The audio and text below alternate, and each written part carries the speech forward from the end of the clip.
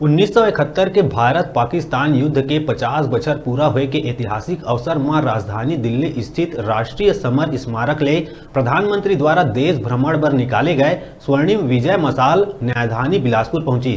स्वर्णिम विजय मशाल के बिलासपुर पहुंचे मां बिलासपुर आरएसएस के स्वयं सेवक मन विजय मशाल के पुष्प वर्षा करके आत्मीय स्वागत करी।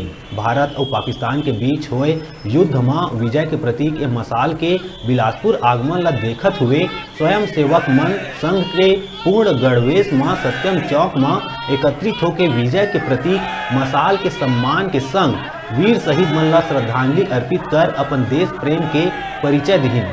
प्रशासन संघ के वरिष्ठ स्वयं सेवक मन अमर जवान चौक पहुंच के स्वर्णिम मशाल में पुष्प चक्र चढ़ा सम्मान करत हुए देश के गर्व और सम्मान ला ऊंचा उठाए बर शपथ लिहिन।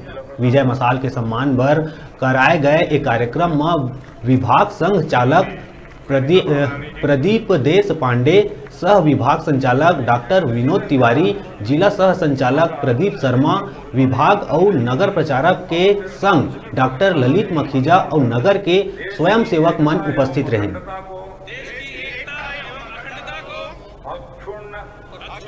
रखते हुए राष्ट्र को सर्वोच्च प्राथमिकता दूंगा।